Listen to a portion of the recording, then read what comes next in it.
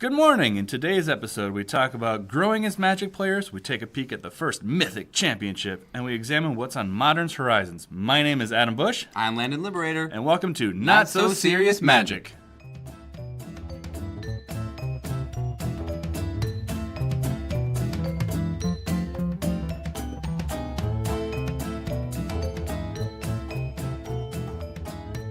How's it going, Landon? I hear you're an L2 now. Yeah, I'm an L2 now. Congrats! I took like a 12.5 to 16-hour test. No, I'm just kidding. But it was like 5 hours. So the test is untimed. So I was just kind of like, all right, well, I'm gonna take my sweet little time, and I passed. That's almost as long as becoming a real lawyer. Yeah, I really? guess the bar exam is over 2 days, but it's like 8 hours on the first day. Oh my 8 gosh! to 10. Dude, you take that test? Yeah, I took that test. Whoa. I passed it, like Yee. 10 years ago now. Oh God, old. All right. Anyways, yes, I'm good. I'm very cold. My fingers and toes have frozen over, but otherwise, I'm okay. How about you?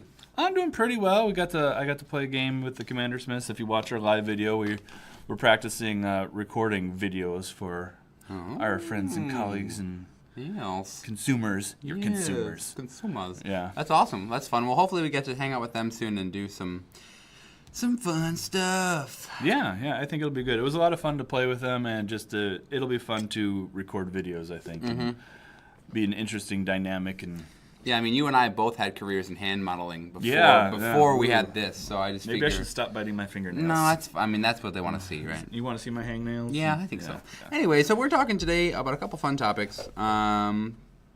First, we're talking about some personal growth in deck building. Yeah, I took a few days off a couple weeks ago and decided to clean up and organize my Magic cards a little bit, and I realized, well, I've known this, that I have too many Commander decks. Mm-hmm. I have just boxes and boxes and boxes of them, and the toolbox that you carry them around, I've got 2 of those, and then a couple shelves full of them, and I was like, I need to take some of these apart. You need to go to Magic Players Anonymous, EDH Anonymous. No, I can quit anytime I want.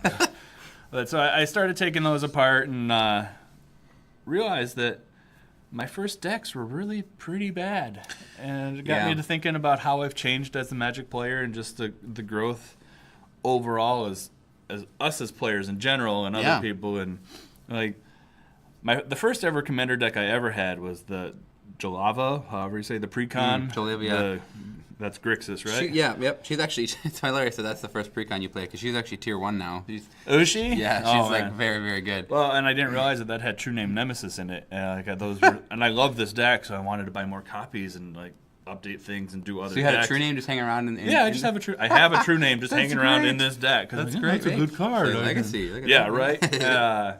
And I didn't understand why the deck was just disappearing all over the place, or like if it was at a store, it was like $80. Oh, the True Name, and that's when I started learning about there's more to this game than just playing with the cards. So I had this, and her ability is when she enters the battlefield, everybody exiles X cards for the amount of mana spent to cast her, so she gets more cards every time you recast her. And then when she attacks, I may cast an instant or sorcery exiled with her without paying the mana cost. That's a really, really fun effect for a Spellslinger deck. And then I'm looking at this deck as I'm taking it apart. I had a lot of X spells, cards with the X in them. Yep. Which when you go to cast them for free, X equals 0. Hey. That's a non-bow. It's a pretty big non-bow right there, yeah.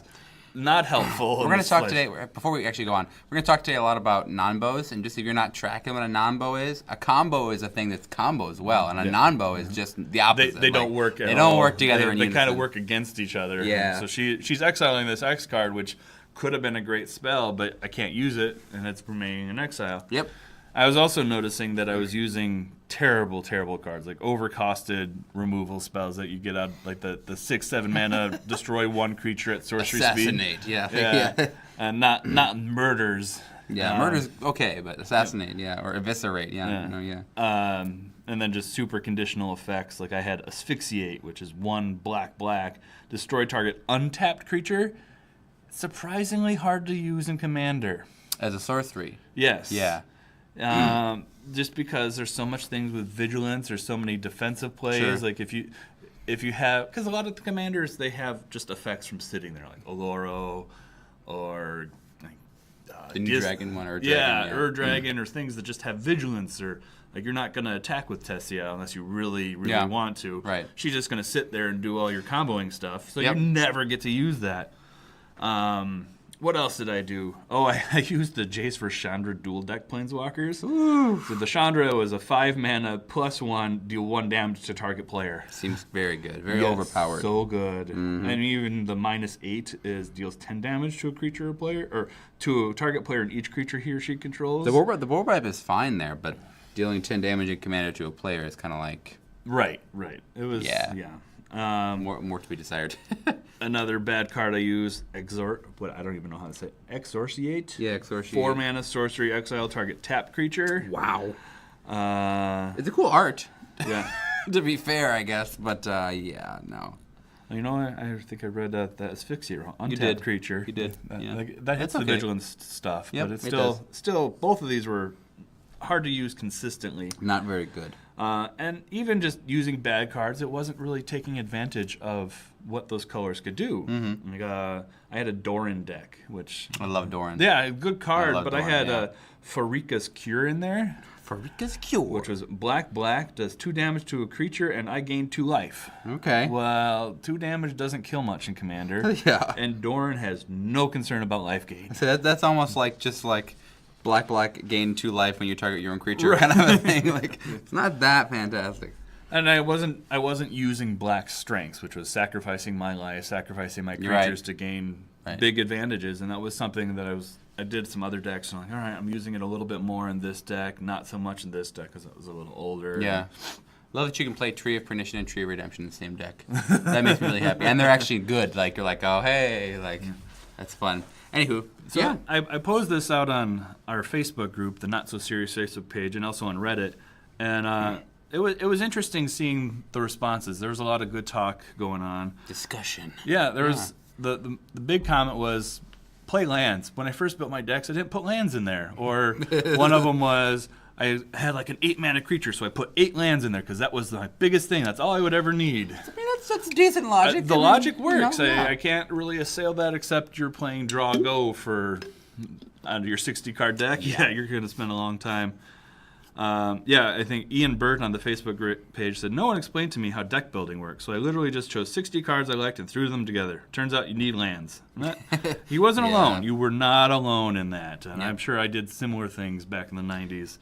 Yeah, I mean, that's the thing is ultimately when you're building your first deck, it's kind of like, you know what? Like, I'm not really tracking what colors work well together. I'm not really tracking what synergies work well together. I like these cards. Yeah. Or even in some cases, it's like, well, these are the cards I got right now. Like, I got about 70 cards here. One of my favorite didn't pop up in this discussion, but I've seen previously is like somebody plays Llanowar Elves, which it says tap, add the little forest symbol. They thought that meant pull a land out of your deck and put it on the battlefield. That seems good. That seems even better than what Llanowar Elves does. Jacob Besh commented he uses more basic lands, which I think is good advice in general because there's a lot of non-basic land hates or like Blood Moon. Especially in formats where it matters, like Modern and Legacy and And there's a lot of stuff like land tax that just pulls basics from your deck. So you want to have targets for this stuff. And that's something to pay attention to. What do you have targets for all of these things? Yep. He had a fun story. Bad way to lose to your own Phage is he had some card in it. You got to play it from the top of your deck, which Phage says if it's not cast from your hand, you lose. Yep. My lesson here is just never play Phage. You know, it's funny. One of my best friends, David Putman, he runs a very, very, actually a pretty tuned Phage commander deck. Dolores. And it's hilarious because he'll have like some like dumb like 2 mana like invasion like old spell out there and you're like, what does that do? Well, it counters a black spell on cast. So then he like counters his Phage, then recurs it from grave into his hand. Like, it's just dumb. Like, oh boy. He has a card that makes it whenever a creature dies or whenever a creature like dies, the opponent gets control of it. So he'll like cast Phage and then like kill it on like actually kill it until you get it and then you die. It's great. It's great. I mean, there's some cool ways to play Phage, but it's just so much work to It is a lot of work. It's a lot of work. And then we got a couple points that seem to conflict, but we're actually they're consistent with each other in an interesting way. So this is Nicholas. I think he's a friend of yours. Yeah, he's Italian, yeah. Is that how you say that? I think so, yeah. Italian, yeah. Nicholas Italian. I think so. Grab the cannolis. Yeah. He says, I used to play with a bunch of single copies of cards that I liked, and I made a mono red dragon with a bunch of random dragons and some low drops with not a lot of synergy and little consistency. Then I learned to use multiple copies of stuff, and the deck got more consistent once I started losing to better assembled decks. And some very good points about consistency and synergy. Then somebody on Reddit, Perfect Trapezoid, made that's a good username. Yeah, it was a good one. Made a related comment. I used to only run 4 of, so there's your consistency that Nicholas was talking about. Right. With the logic of being, if a card was good enough to run, it was good enough to run 4 and have a really consistent deck. And I found out consistent meant consistently gripping a hand of answers that weren't diverse enough, which is another very relevant point. You need that consistent, but you also have to have diverse answers. Definitely. Especially in Commander where everything is a one-of. You're trying to build cohesive and consistent decks. Right. But you still need destroy effects, you need exile effects, you need -X effects, you need ways around hexproof. Right. So there's so much you need. So just having pure wrath, having destroy effects, doesn't do you a lot Yeah, and good. I think that it's good. It's kind of fun to note back to what Nicholas said. That I learned to use multiple copies of stuff, and the deck got better after I started losing to better assembled decks. Nothing will make you want to build your deck better than losing a lot. Yeah. Like, oh yeah. That's one of the best ways to figure out, like, you know what? Hey, like, I'm frustrated right now. I'm gonna build a better deck. And building a really good constructed deck for your first time is not an easy thing to do. I mean, you gotta. Even to this day, I hardly really do a whole lot of deck teching myself. Unless I'm making Commander. If I'm making Commander, usually I'm doing some weird janky deck teching. But like, if I'm playing Modern or Standard, probably I'm just going to net deck, meaning I'm going to look at a deck that's doing really well. I'm going to play that deck, or I'm going to maybe modify it a little bit, but mostly I'm just going to... Filthy net decker. I know, filthy. Filthy is the right word. Yeah. And this is just a fun point about balancing that consistency with good answers. An example that's going to come up from the Mythic Championship is Disdainful Stroke. Counter target spell CMC 4 or greater. Good, useful card, but it doesn't counter everything, so you don't want to run that as a 4-of. Right. Because you want to be able to counter those 3 drops, those 2 drops. Right. Or deal with those when those are a threat. I think we're going to chat about Autumn's deck a little bit later on. Yep. And I'm excited about that because it's a very cool build. Andrew from the Monticello Area MTG group made a very smart out comment, but that he likes playing aggro now, or he used to like playing aggro, but now only plays control because in our group, aggro gets targeted right away, which is a very good lesson of being aware of the meta. He looked at what everybody else was playing and came up with an answer.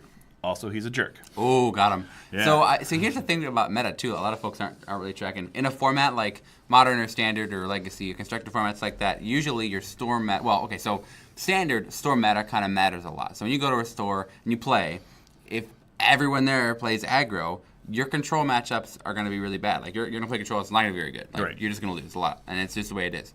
And in a format like Modern... The meta is a whole lot more diverse, and there's so much more going on. So really, you can bring almost anything you want. Like I just played recently, and I went 4-0. You know, but yeah, pat stuff on back. But anyways, I played against Blue Black Mill, and in Modern, and it was the most fun I've had playing Modern in a long time because I just didn't know if I was gonna die this turn or like if I like both games he got me down to like 5 cards and I won. Like it was great. So the point being, it depends a lot on the format, depends a lot on your store, but really building around the meta is not. Don't fall into the trap of being like, well, I better check to see what my meta is before I build it. No, build a deck. Go. If it's bad, fix it. You know. No, and if you know what the meta is, and you can adjust if you want. And, yep. Random nickname 99 on Reddit also had some not so random advice. He learned to accept that some matchups are just bad, and going to great lengths to fix them usually just results in worse matchups across the board. This is such a beautiful thing to be said and a beautiful lesson to learn for a lot of new players because really, it's actually a big deal about over sideboarding. Over sideboarding happens so much. I mean, in fact, I probably do it every time. Yeah. Like it's just. When you're playing a bad matchup, you're playing a bad matchup. You can sideboard if you want to help it. That's fine. But once you sideboard like 8 cards or 9 cards, you gotta realize look, I'm just playing a bad matchup here. Like I need to relax, you know. Yeah. Sideboarding is tough. I'm no good at it, and I need to learn to get better at it. We should talk about that sometime. It's a very interesting topic. After doing all this discussion, it got me thinking about my buddy Bill here out in Elk River. Buddy Bill. And how much he's just grown in the couple years I've known him. Preemptively, Bill, love you, man. Anything I say that's going to make you mad, I'm sorry. We'll hug it out later. I feel like really if we told Bill that he if we didn't like the way he shook hands, he'd be like, well, how do you shake hands? Yeah, exactly. No. Bill's a good guy. Great guy. He'll understand, and I'm not making fun of him. He's just a good example of a lot of these lessons I've learned since like '95 that he's learned in the past 2 years. Look at that. Yeah. I moved to Elk River in July. It'll be 2 years ago from the cities, and 4 months later, I found the Monticello area MTG group.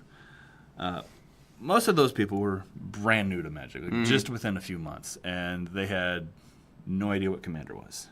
It's just a sad place to be in. It was a funny way that I found them too. Like I found Bill through Meetup. Like I got his number from Meetup in a D&D group, and that guy hooked me up with Bill. And I was talking to Bill, and he's like, "Yeah, I don't have a game space in my game right now, but I'm gonna go play some Magic with these fellas." I'm like, "Whoa, let's stop there. I play Magic. Let me play Magic." Hey. So I got invited over. And I introduced them to Commander, which they all then took to love. I also introduced them to the toolbox to carry around the decks. Because it says you hear your tools. Yep, right? we're all tools. Good. But I went over to Rob and Aaron's house, and Bill was there, and I don't remember if we might have been playing 6-way standard edition Commander, which was interesting. Yep. It's like a 12-hour-long Commander game. Yeah, it was. Yeah. But Bill was playing my Nekuzar deck. I don't remember what everybody else was playing. And he loved that. And everybody actually had a very good time with that, and they all became very addicted to this format. So after that, they all went out and started getting the precons. Bill's first one was the Dragon precon. He made some changes, played it a ton, worked on it more. And Bill is very competitive. Very, very competitive, even in what is a casual format like EDH. Sure. He has to have all the fun. You get to have none of the fun. That seems good. Zero-sum game. Mm-hmm. He next built Kalia. Good. Which is good. It's a good deck. It's very aggressive, and it's very punishing if you don't know how to just keep Kalia off the board. Say you gotta kill Kalia. Kalia is the threat. You keep Kalia off the board. Yep. Kalia does very little. Yep. Not long after that, he built dinosaurs with Gisnath. Oh. That was the best because, Gisnath, when you do combat damage to a player, you get to look at so many cards and put in a dinosaur on the board. Whiffed every time. Nice. Like, he'll hit you for 31 dinosaur. And it's like, how? Your deck, you only have 20 cards left in your deck. Where are all your dinosaurs? Yeah. And he was a very fast learner on some of these things. And his most favorite thing to learn was how to make nobody else play Magic. Good.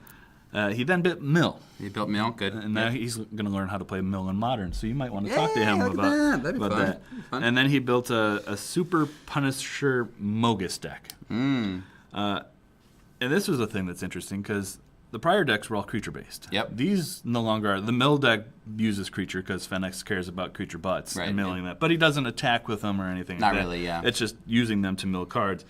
Mogus is nothing but cards that punish you for playing lands, for playing cards, for drawing cards, for breathing, for existing. Good, He's good, like, you exist, good. you are taking damage, and I don't care. I am having all the fun. And that seems like a really fun deck to play, actually. when you're mad at Bill, he is the most happy. Good. That's good. And this is an interesting note from WotC. They have done a lot of studies and surveys and things that when you first start playing Magic, people start with creatures, usually green. Everybody starts in greens. Do the big creatures, the big, is that Timmy? I don't remember which psychographic that is. And then after time, you start going into the other colors and other archetypes. Not that everybody does that and they never play creatures after that, but that's where everybody starts.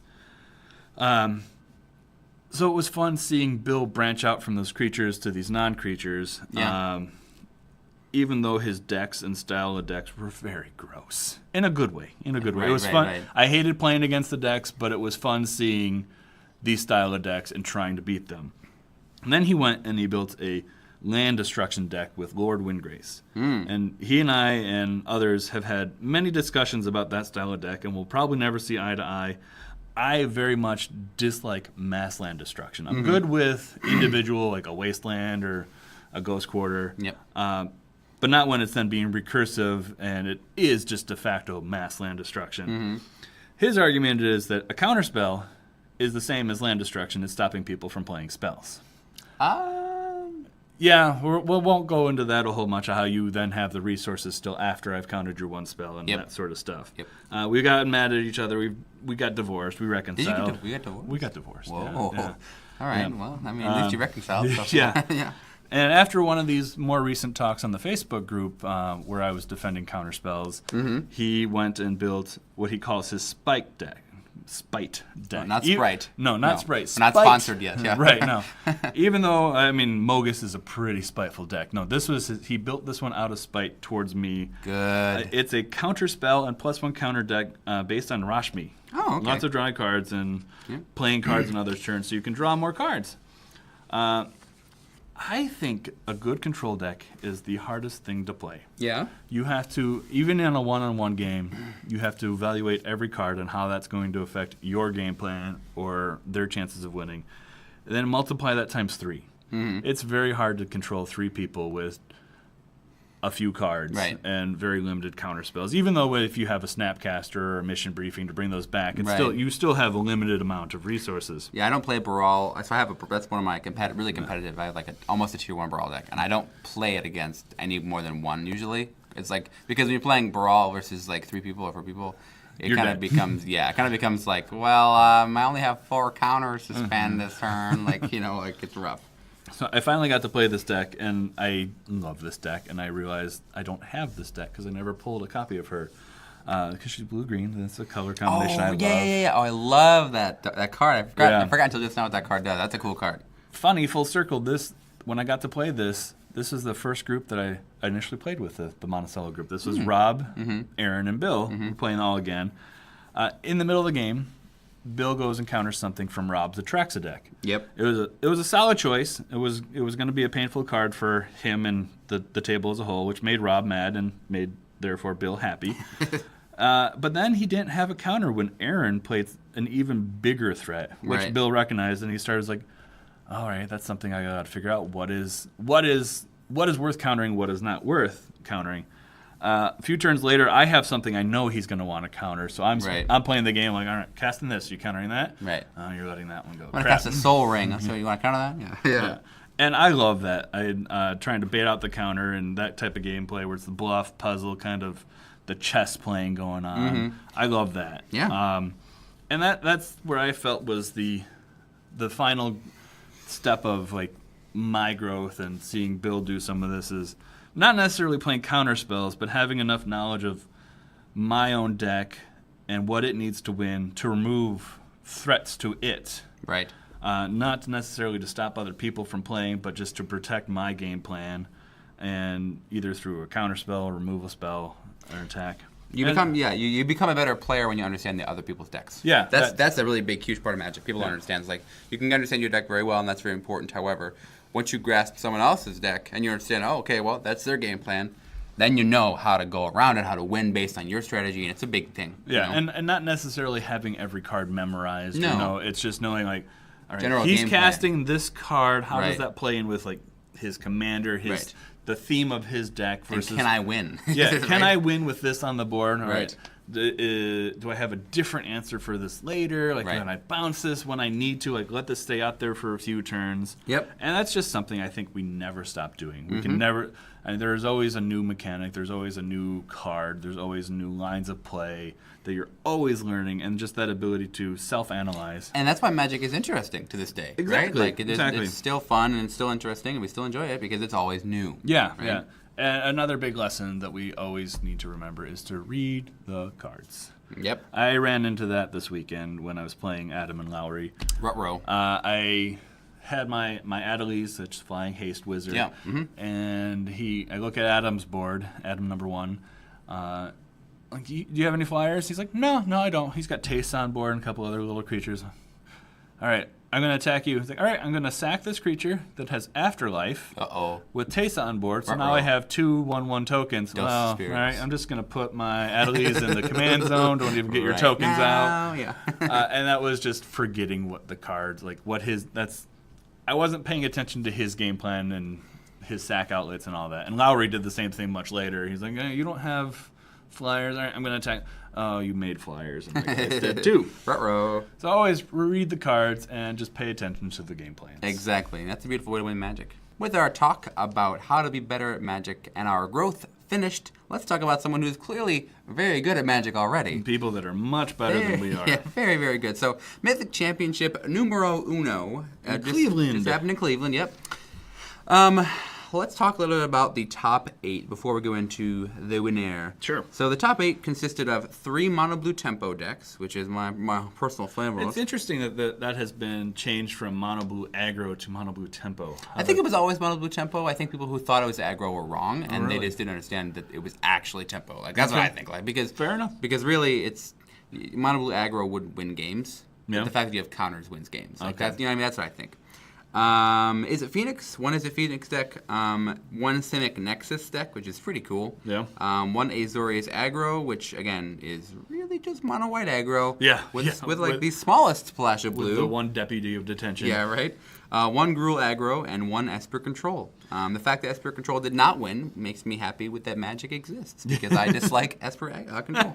What's funny about this is how poorly Red did. Yeah, which is, I mean, kind of refreshing, honestly. Yeah, I mean, when Red is controlling even the best of 3 on Arena, and I was talking to somebody that went to Standard F&M at a local store, and it was like, everybody's playing mono Red, and then Red did not show up at all. You've got this one Gruul aggro in the top 8, then you've got 2 more copies in the next 30, and no mono Red in those top 30. Yeah, that's really interesting, I think. Yeah. I mean, I like it. I think it's time that Red took a nap because it's really been it's been pretty oppressive for a while here. It's not as oppressive, say, like Amonkhet when you had Hazoret and all that stuff. Yeah, fair enough. Hazoret was pretty great. Yeah. Yeah. But it's been pretty strong. Yeah. There's a new Mardu aggro deck. Mardu is that red, black, white combination. In the top 16, that's really cool and different, runs Judith and Angrath, which is pretty dope. Yeah, I was looking at that list. I'm like, Angrath. Nobody plays Angrath. Whoa, this is fun. I like Angrath, man. Like I think Angrath is kind of secret good. Being able to destroy someone's hand and do it like an active treason type effect. Yeah, that's pretty cool. Yeah, I mean, I like it. Well, and then you steal their stuff and you have like 14 sack outlets and Judith then does damage. Just sack it away, yeah.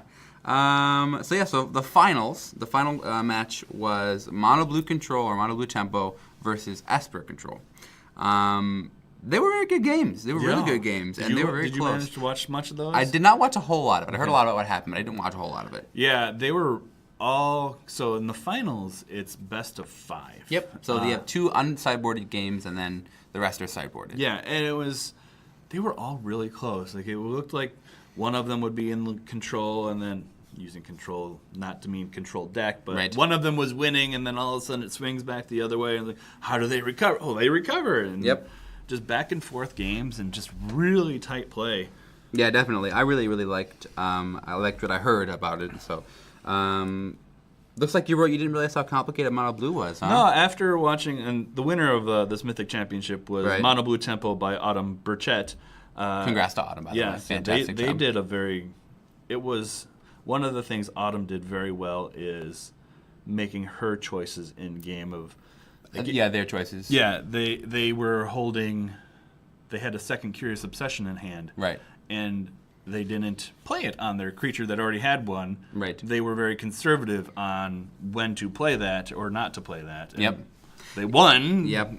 That's a very interesting... If you're watching Twitch chat, they're like, play it. And Autumn just... would not play it. Yeah, it's a very unintuitive thing to do when you have an option and then you choose to not take the option.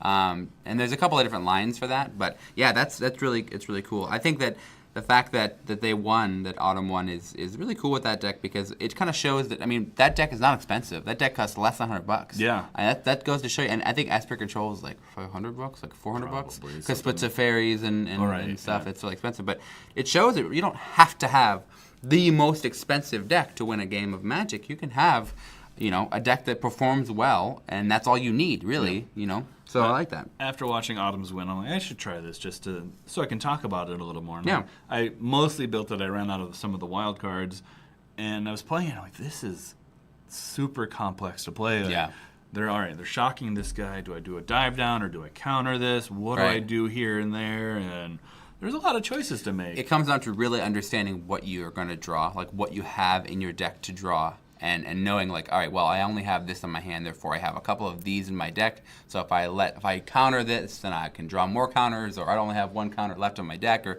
just kind of understand what options you have is super big. But yeah, no, it was very, very good. I like, so Autumn tossed in a really spicy addition in her main board. Their main board. Sorry, forgive me, their main board. Entrancing Melody. Which is a very, very, very bold choice, but I really enjoy it. It really shows that they understood the meta.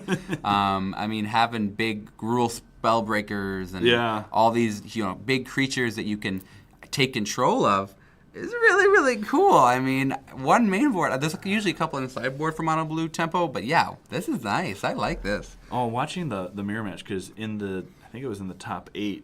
Autumn had to play against Reed Duke. I saw that, I also love Reed Duke. I watched that match, and that was an amazing match. It was so good, and there's talk of whether Reed may have misplayed something. But either way, just watching them like bounce creatures or try to work around the counter spells. And it's a hard deck to play. And usually and I've said this about Burn before, it looks like a straightforward deck, but you are constantly having to analyze and do the math of, if I burn this, I don't have this to burn the face. Right. But I can then get through with this and this. Right. Sort of. Again, lots of options. Those decision trees that you're making, how that works out. Yep. So I think also, I also wrote down here, I like so Autumn, they had a very different spell suite. There were 3 spell pierces, and 2 essence captures, which was cool and interesting. I mean, it shows that there's, a lot more spells going on, and it's kind of to show against the matchup against Esper Control. It feels great to spell pierce a Teferi. It feels fantastic to spell pierce a Teferi.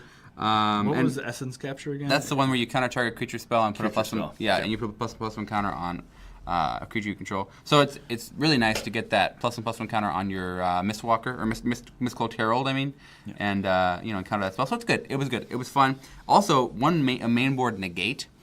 Which is really interesting, and I enjoy as well. I mean, that's a spell slot. So many things. Yeah, they could use that spell slot for a lot of different things, but negate was really cool. Countering Teferi, countering Reclamation. Yeah, that's a huge hit. So or a Nexus. Yeah, big stuff. So it was very cool. A lot of good choices. That'll lead us into our what's the misplay. Ruh-roh. I got a couple here for you based on these finals here. Okay.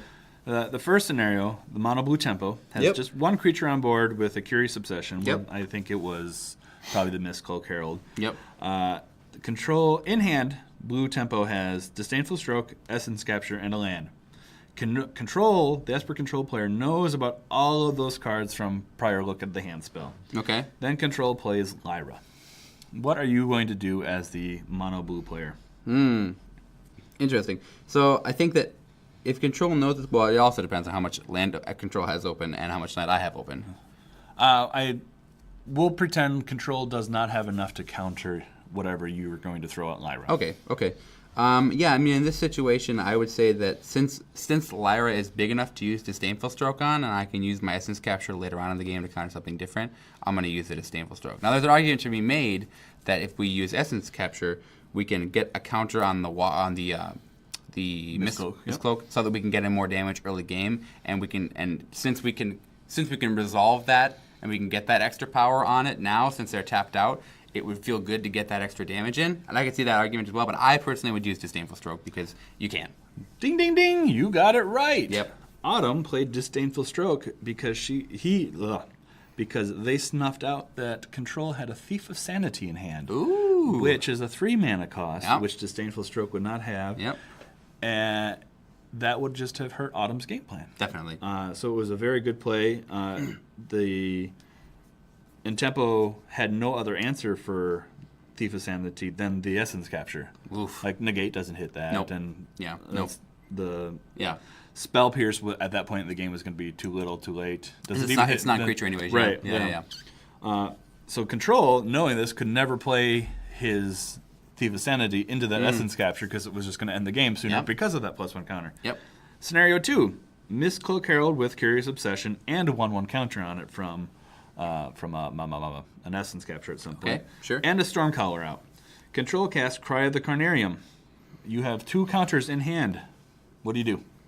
Well, I So I think it's interesting in this situation that really what's going to happen if Cry resolves, the only thing we're going to lose is the Stormcaller, or the what is it? The one that basically the relevant portion of that card is that you can play 1 blue to counter that is it target player or no? The target's you or a creature you control. But I mean, so what does Cry say? Doesn't Cry say like all creatures target player controls? Or is it? It's all creatures get -2/-2, right? Oh, okay. Okay, I think it is. Yeah. Yeah. I don't know. It also depends on what time in the game it is, because if we're late in the game, I'm probably going to counter it. If they're top decking, I'm definitely going to counter this. But I guess generally as a rule, yeah, I'm gonna counter it. Yeah. I mean, I think that preserving whatever damage I can is important, and being able to have at least another 1 damage to pop in there is important. Autumn did not counter this because your Mistcloak Herald survives. Yeah, true. Because it's got a 3 to toughness. Yeah. And you can save those counter spells for something else later that is actually a threat to your Mistcloak Herald. Continue to protect that Mistcloak Herald for the long term. Interesting.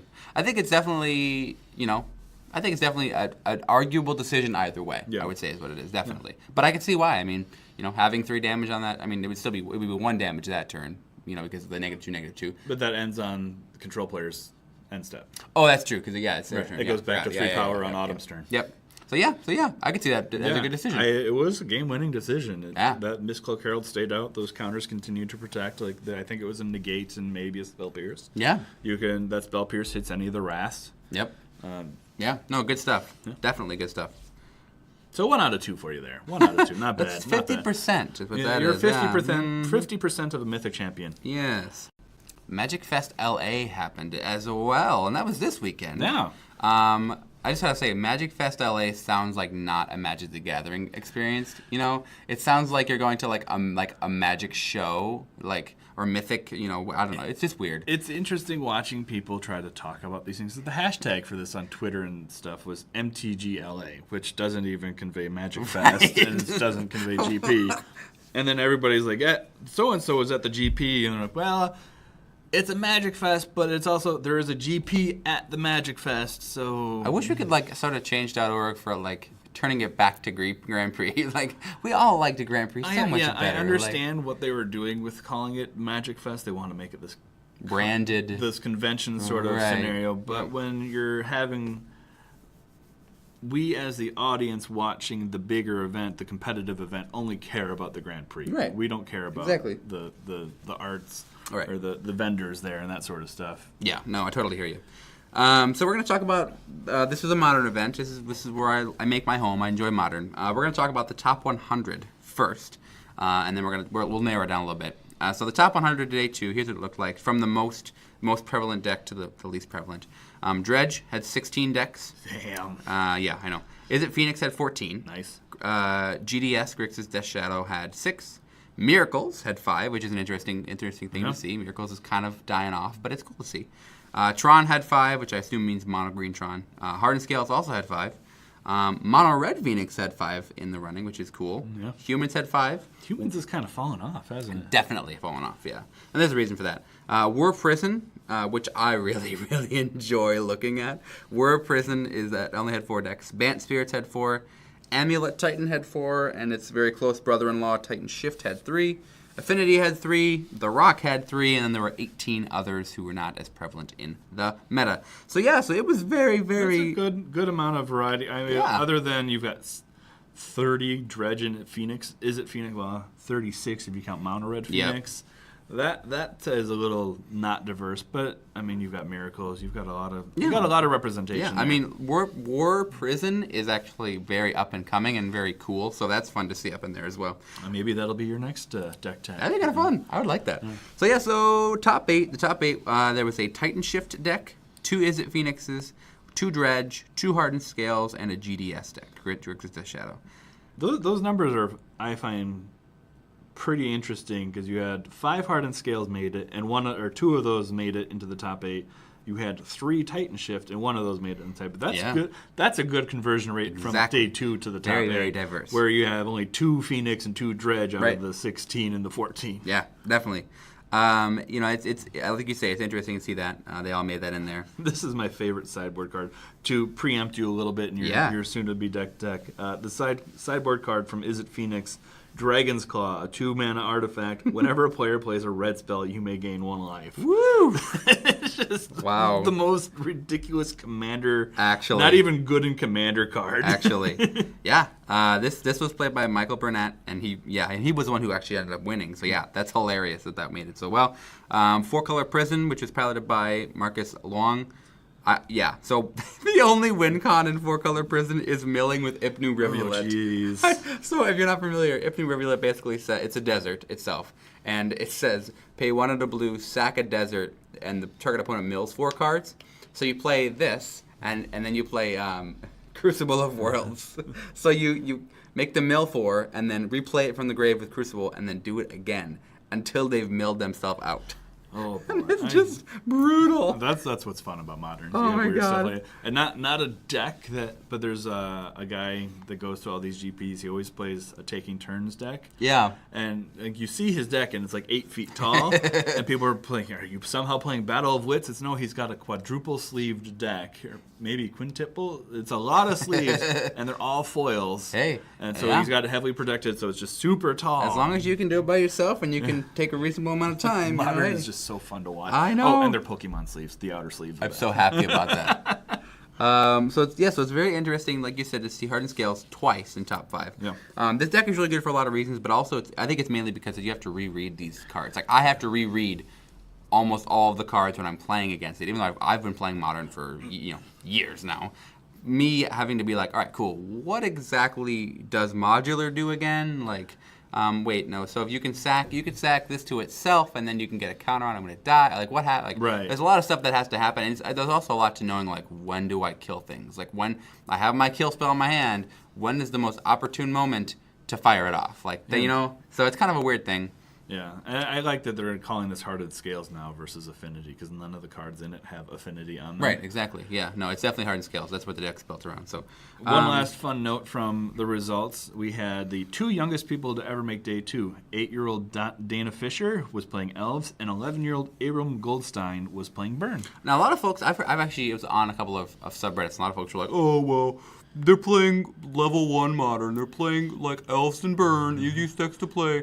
Whatever. Like, be quiet, guy. Like, come on. Elves is not easy to play. I mean... She also plays Elves in Legacy, by the way. Which is mondo impressive. Yeah. Playing any deck in Legacy is mondo impressive. Not only because what you're playing is difficult, but because what your opponent playing is difficult. It's hard to understand. I mean, like, to understand... When you see someone play, like, Tin Fin or, like, Mud, you understand what's going on is difficult because there's so many lines.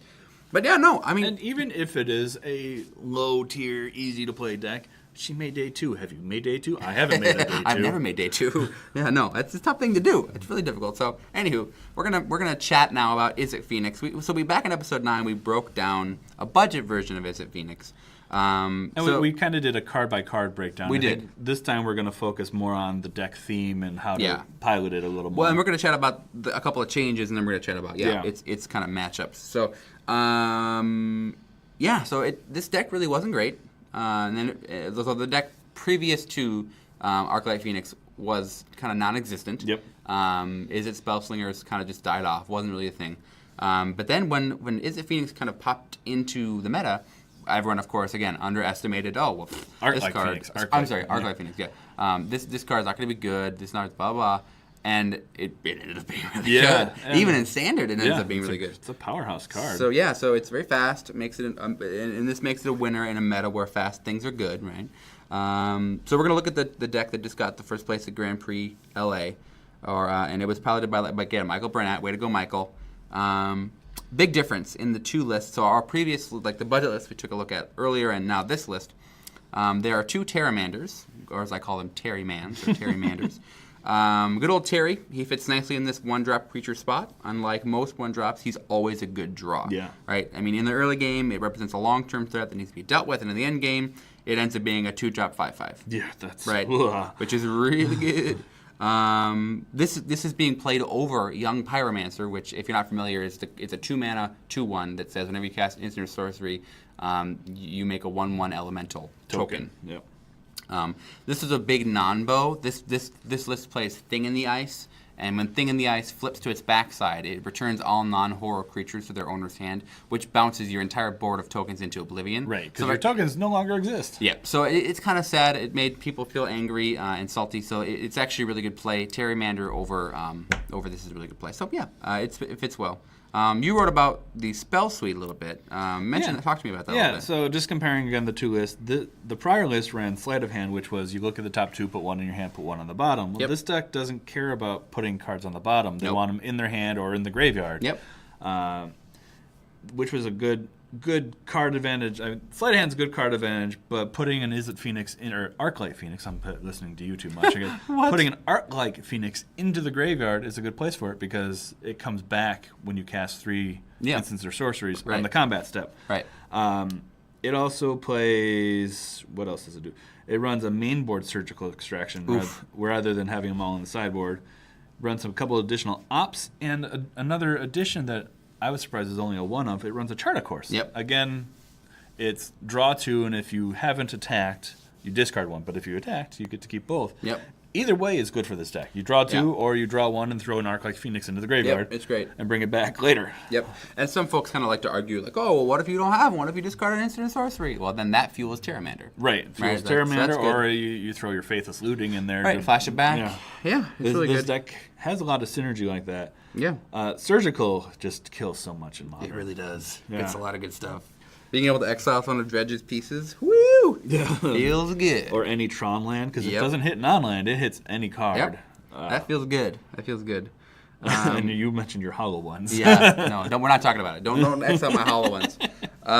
So let's chat about this deck and its matchups. So I looked at the top 4 decks in the meta, and I kind of wrote about it a little bit. One quick note, I don't think we really discussed sideboard, because that's going to be kind of meta, like what you think the meta game is going to be. Exactly. That's true. There was a lot of changes between the prior list and this list in the sideboard, and it's a meta guess, because this guy played more Blood Moons, where the other one played a lot of Ceremonious Rejections, which I would have thought, I thought would have been good anyway, but he won, so I can't argue with him. Right. Yeah. I mean, definitely a meta choice. Also, I think that deck we did before Ravnica Legions came out, didn't we? It was January 12th. Okay. So I don't remember the dates. Well, either way, some stuff has changed since then, anyways, too. So, so we're gonna chat about the deck. Look at the top four decks according to MTG Goldfish in the meta. But before we do, this deck, as Is It Phoenix, is fast, right? It has the capabilities to do well and win by turn 4 or 5 almost every time, pretty consistently. Though it can win fast, it dedicates a lot of the deck to progressing its game plan and doesn't spend a lot of time or spell slots on killing or dealing with threats or killing things. So this is by no means the wrong strategy. It's fine, and in fact, this deck wouldn't do very good if it had removal in the main board. But it's important to note that really, there's not a lot of there is no hard removal, and really can't in red blue. But they run like Lightning Bolt, Gut Shot, and I think that's about it. Lava Axe. Yeah. Oh yeah. But I was surprised. Lightning Axe. Very little. Yeah, Lightning Axe. Yeah. There's very little counterspell or control magic in this. Yep. So because like a surgical would kill this deck. Yep. Definitely. Yeah. So that's important to note. The deck does not do well in the long game. It can recur Phoenixes, but it really can't perform against Karns, Teferis, Worm Coils, other big papas. It doesn't hold up. The value is not there, and that's okay. Again, this deck doesn't want to play the long game. It wants to play the short game. It wants to punch you right now. Right in the face, right now. Yeah. So at the time of writing this article, the top 5 decks in the meta, not including Phoenix, are Dredge, GDS, Grixis the Shadow, Burn, and Mono Green Tron. I'm still salty that Mono Blue Tron is not a thing anymore, but fair. Let's chat about the matchup. So Phoenix against Dredge. It's a very interesting matchup, like we talked about in our live stream. It's not immediately intuitive which deck wins here between Dredge and Phoenix. If you're not familiar with Dredge, really quick, Dredge basically, the goal of Dredge is to use their graveyard as a toolbox. So they'll discard a bunch of cards, and then Dredge, that mechanic says, if you would draw a card, you can actually put that many cards. Sorry, I have to use a card. It's confusing. Yeah. So like Golgari Thug, right, or something like that. It says Dredge 4, meaning that if you would draw a card Instead, you can put 4, since it's dredge 4 cards in your graveyard, and then return that dredge card to your hand. Yep. So the point is you'll kind of fill your graveyard with all these cards. You'll using cards to dredge back more things, use your graveyard, and then once you're in your dredging, you kind of create creatures by different effects. Yeah, you have a lot of creatures that will come from your graveyard to the battlefield under various circumstances. And the big thing that gave it the gas that it needs is this new card, Chills, Creeping Chill. Creeping Chill, Creeping Chill, yeah, which is a new card from Ravnica Allegiance that really kind of gave it the boost it needed, where basically if you put it from your library to your graveyard, if you're milling it kind of with dredging, you get to exile it and do a Lightning Helix. Yeah, slight plug. We did break this down in a prior episode. Go back and find our archives. Go watch it. But anyways, it's a very cool matchup. Dredge does a lot of good things, but blocking a Blood Gas, which is that 2/1 that when you play a land, it comes from the graveyard to the battlefield again. It kind of recurs. And has haste if they have less than 10 life? Yes, it does. Yeah, 10 or less. Blocking that with a Phoenix doesn't feel very nice, since it's strictly easier to recur a Blood Gas, right? Way easier. Stinkweed Imp, which is that 2/1 flyer, or 1/1 flyer maybe, it has pseudo Death Touch. It says whenever it deals damage to a creature, destroy that creature during the combat, which is in theory Death Touch. It's sneaky good as well. Yeah. Being able to block a Phoenix is really good because you can just recur that. The big card that Phoenix has against Dredge in this matchup is Thing in the Ice. Mm-hmm. Bouncing all of Dredge's creatures is humongous because they want to be using their graveyard as a stockpile for tools, not their hand. So when they get the tools in their hand, things get very slow. They have to cast them or discard them, and it becomes really weird. So if we're given the advantage here, I give the advantage to Phoenix because of its speed. Dredge is very fast too, but Phoenix is a little bit faster, I think.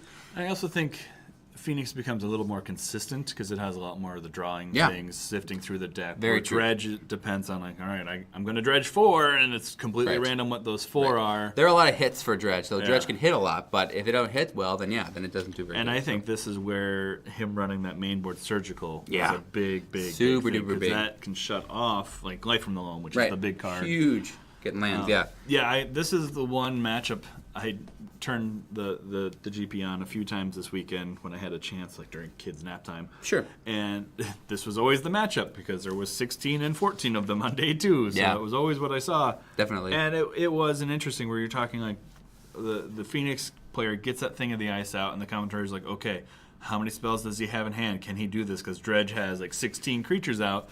It's game over if that Thing in the Ice flips and Dredge trying to answer that. Yeah. And there were a couple times where the Thing in the Ice did flip, but Dredge managed to recover with a few more good dredging spells, maybe hard casting a 1 or 2 drop from his hand. Because those Death Touch, they do a lot. They do. They can go a long ways for things. And, definitely do. Very interesting. It's a good matchup, and it's a lot of fun to watch. It's very, very swingy, and I also love Thing in the Ice. Yeah, Thing's great. Thing's great. Why don't you chat about Death Shadow if you're okay with that? Oh, I'll try. Okay. Death Shadow is a fun, very unique play style because it's a, what is it, a 13/13? 13/13, yep. That it gets minus X for your life. For X your life total, yep. Yeah. Yep. So what it does is it plays a lot of fetches and shocks and just kills himself. The player kills himself to a point where he can play this Death Shadow.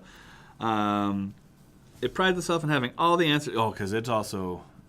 Because it's Grixis, it has all the good answers. It does have all the good answers. Black, red, all those Fatal Push, kills those Phoenix, Snapcaster Mages for recursion, Thoughtseize gets rid of things. Huge Inquisition as well. Almost every card is under 3 mana in this deck.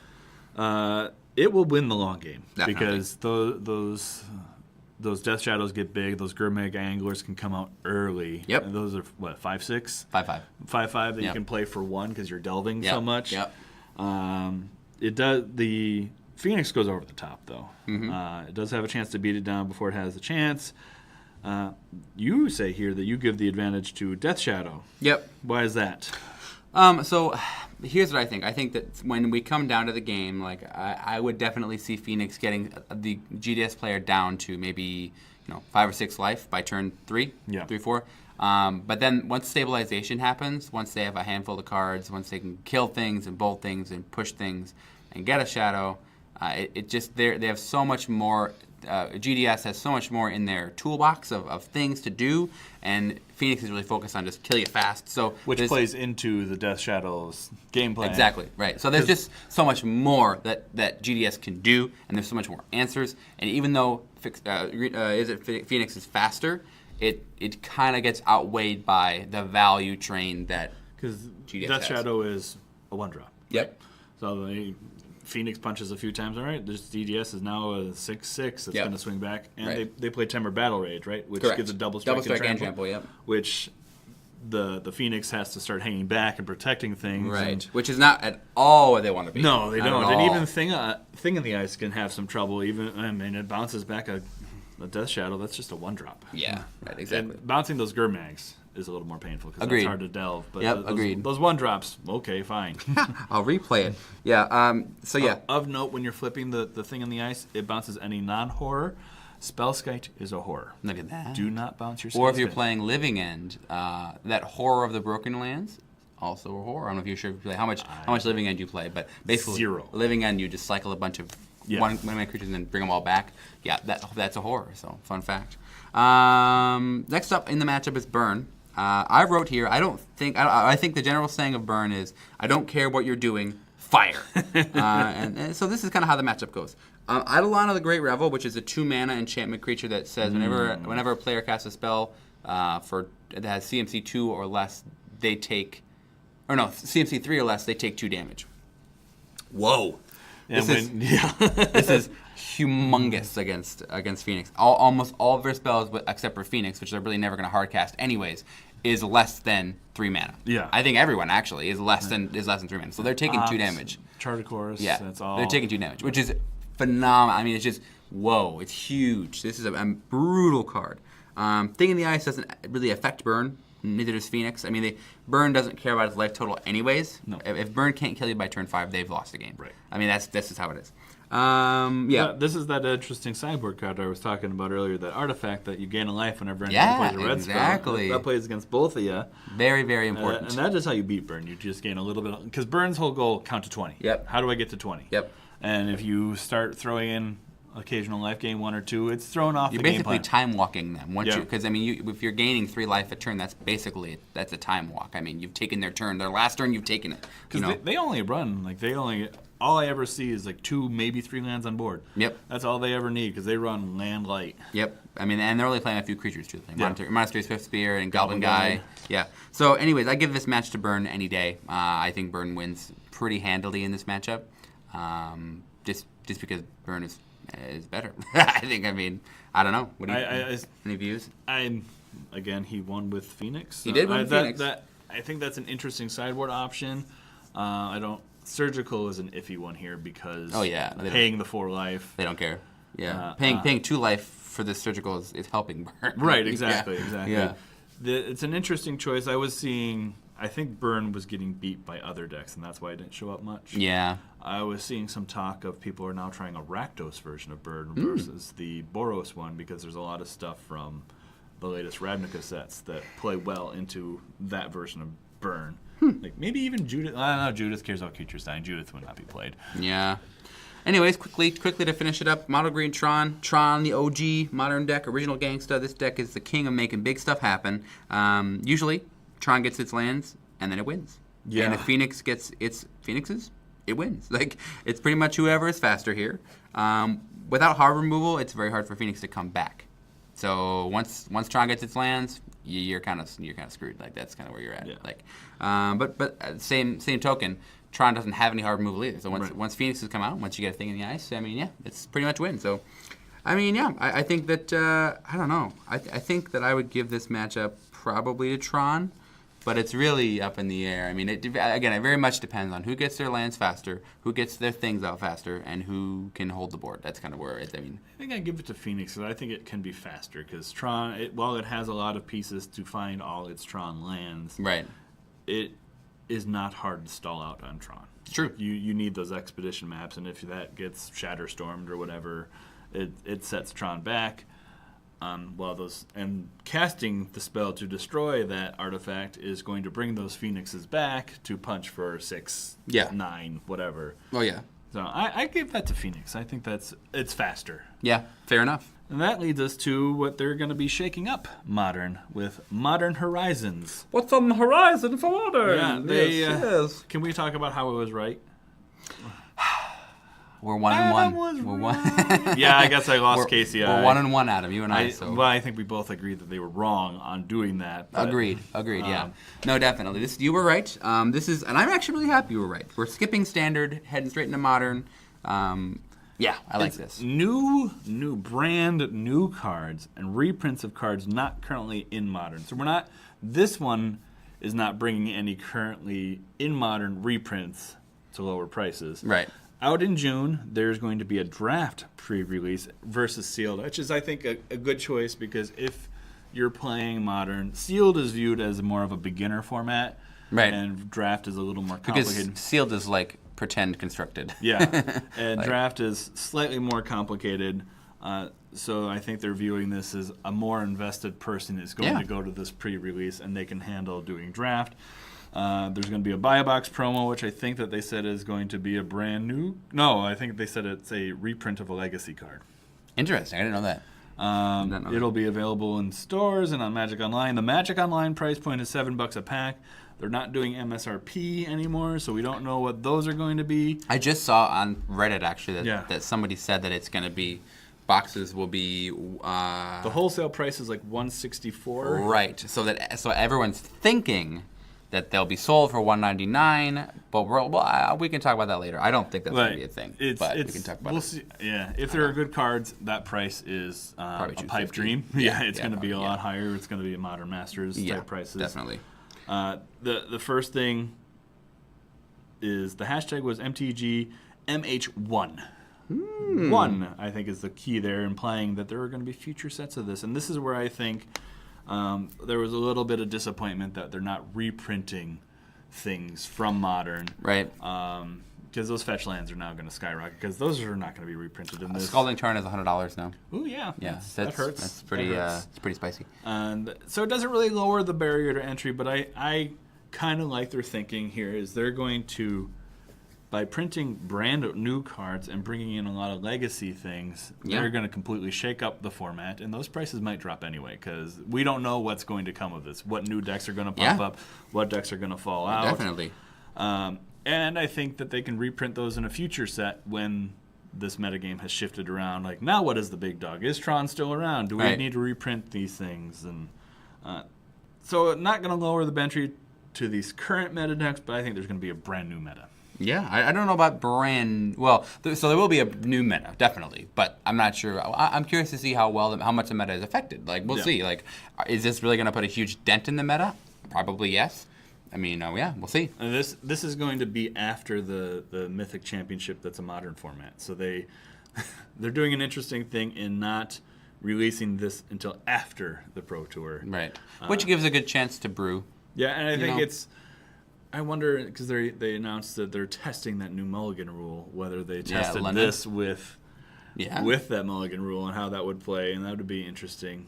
I guess also, because London's going to have that Mulligan rule, it would have been a weird format with new cards and with a new Mulligan rule. Yeah, I think that would have set a lot of folks off. I think folks are already set off enough that there's a new Mulligan rule, or they're testing a new Mulligan rule, right? But I think that the important thing, to sidebar with the whole testing, is we don't test things we're not trying to implement, right? Like, we're not just like, let's try this type of ice cream to never ever make it to ever. You know what I mean? Like, they've got an internal playtesting team that can only playtest so much. Like, they didn't playtest Modern until recently, and now they have a small team. Now they want to see when 1,000 people are looking at this Mulligan rule how it plays, and I don't know if it'll happen, but it's an interesting option. All right, they are looking to change it because I think they feel bad when somebody doesn't play a game of Magic. I don't know if this is the answer. I don't want to talk about this right now. Okay, I'm gonna go on a whole rabbit trail of like blah. Well, then talk to me about these couple spoilers we got. Woo! So Cabal Therapist is a 1-mana 1/1 creature. So it's a 1 black for a 1/1 creature horror. It has menace. Probably not relevant. Nope, but it has the most fantastic art I've seen in a while. That is good art. Fantastic art. And it says, at the beginning of your pre-combat main phase, you may sacrifice a creature. When you do, choose a non-land card name, then target player reveals their hand and discards all cards with that name. There's a card called Cabal Therapy that does the same thing. Name a non-land card, target player reveals their hand, discards all cards with that name. right? And it has flashback. This card's going to be so broken. You think so? I think so. Hey. So I think Bitter Blossom with this card is redonkulous. Fair. I think that any token generators with this card is ridiculous. It doesn't say non-token. It says you may sacrifice a creature. So you can sacrifice a token, and then so if you have 2 tokens, basically you get a free look at their hand, and if you guess the right name just by guessing, you get a hit. And if you don't guess the right name the first time, you sack again, and now you know what you're going to get. Now you get a Thoughtseize that you have information on. Yeah. So it's a really good card. Maybe not broken. Maybe I'm over speaking. Because it does it's not a turn 1 play. No, it's definitely not. It's going to do nothing on turn 1, whereas Cabal Therapy could. I mean, who knows? Maybe like Forbidden Orchard, where you get to. Oh, they make a spirit. JK. Yeah. Anyways, good try. Who knows? I don't know. I think it's gonna be really good. It's a good card. Definitely. But I don't think. I mean, maybe not broken, but it's gonna be good. It's gonna be good. And then the second spoiler we have is Sarah the Benevolent. So we finally get a Sarah Planeswalker. Yeah. So that's cool. That is. So if you don't, a little bit of the magic lore, Sarah was a Planeswalker long time ago. Yep. She made her own plane. She did. And then she let her plane get destroyed. Well, it got. So she's pure white. Yep. And she made a plane where she created all these sorts of angels, etc. And then the Phyrexians showed up, corrupted it, and she couldn't touch it. Like, she had a little OCD, and she's like, "Ew, get it off," and she ran away. Yep. And then it got destroyed. Boom. Yeah. I think, did Urza destroy it? He did. Yeah. He did. Yep. Fun. Good job. Good way guy, to go, Urza. Urza. Yeah. Genocide. Woo. So it's a 4 mana legendary. It's a Planeswalker. 4 loyalty. 4 loyalty when it enters, which is on par. 4 mana, 4 loyalty. The +2 is creatures you control with flying get +1/+1 until end of turn. The -3 is create a 4/4 white angel creature token with flying and vigilance. Create a Sarah Angel. Yeah, if you +1, you can create an angel, and then +2, and then -6 is you get an emblem with if you control a creature damage. If you control a creature, damage it would reduce your life total to less than 1, reduces it to 1 instead. This is worship. That's a card called worship.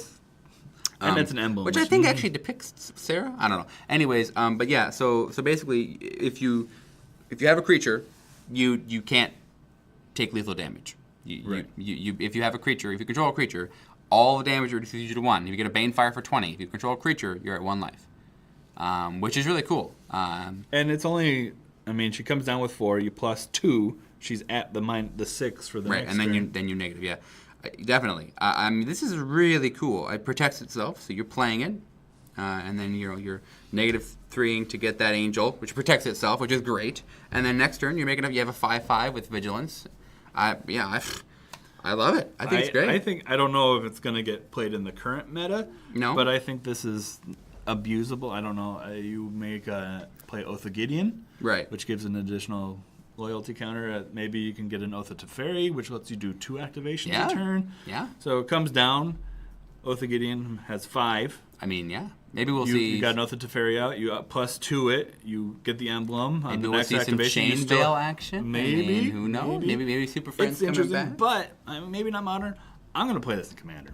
Yeah. If nothing else, it's very fun. Commander. Very fun in Commander. So, and you asked me a question about this. You said you think that with the reprint of Legacy cards, will it lower the entry to Legacy? So, like with the reprinting of all these cards, will it lower the price of entry, or do you have to have reserve cards to play? My answer to that question is no. If we look at the very popular list, we look at Grixis Delver, for example, which is one of the biggest, one of the top cards or top decks in the Legacy meta. Oh, it almost always has been. Grixis Delver is huge. If you subtract Force of Will, Volcanic Island, and Underground Sea, those being the 3, I mean, the reserve list cards. OG duels, right? If you look at all 3 of those cards, you subtract their cost. This list costs about $9.50, which is actually less than my hollow one, which is foiled out. But anyways, yeah. But this costs about the same as a non-foiled hollow one, or maybe even Jund, Grixis Shadow. This costs like what a modern deck costs if you take away the original dual lands and the Force of Wills. So I don't really think that short of WotC reprinting OG duels, which they're not going to do. I think it'll be I think that Legacy will be gate kept by expensive lands. I mean, that's kind of paper. There was another interesting comment by somebody is, if they're putting all this Legacy power into Modern, will Legacy players move into Modern? Do you think that's a possibility?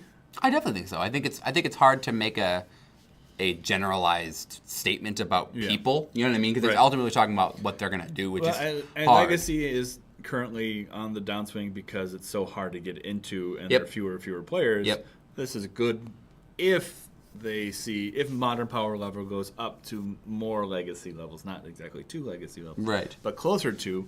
I could see some people going. Yeah, I think so, definitely. I mean, right now, the top of the line is Standard, and then Modern's a close second, and then we have, Commander probably in the third. Commander's way higher. Oh, FYI. okay, yeah, of course. And then Legacy is kind of like, almost at the bottom, then Vintage is like below the bottom, right? So like, I could definitely see there being a bunch of folks who are like, I'm tired of this. I don't really have any friends to play with anymore. And if they're like me, they want to play, and they want to play with Right. their cards, and a lot of these cards are getting reprints, or Yeah, definitely. could happen. We'll It see. definitely could happen. So, with all that, I think we've talked about a lot of stuff today. That's kind of a long episode. It is. Yeah. Suck on that, listeners. Deal with it. I'm really excited to talk more next time. I think we're going to be working on getting Commander Smiths and us all connected. Yep. So we can do more there. That's not going to happen for a while because they got some real life things going on. Right? Come on. Important things. Yeah. Gosh. Children, houses. Children. But in other news as well, like we mentioned at the beginning of the episode, I actually was had a blessing in receiving L2. So if you want to get involved in judging, send us a message. Send us an email. I'd like to talk to some folks. So that's kind of a sidebar of Not So Serious Magic, more of my personal thing. But send us a message. That concludes our super serious topic for today. We greatly appreciate you listening. We'll be back in about 2 weeks to attempt another Not So Serious Magic related discussion. In the meantime, you can send us questions on Facebook, Twitter, and notsoseriousmagic@gmail.com. As you can see today, we talked about people, we mentioned people on Twitter and Reddit that were talking to us. So, hey, you might be on the episode. Yeah. Talk to us, man. We're always looking for new content for the show. And also be sure to subscribe in your favorite podcast app. From Adam and I, thanks again. Thanks for listening.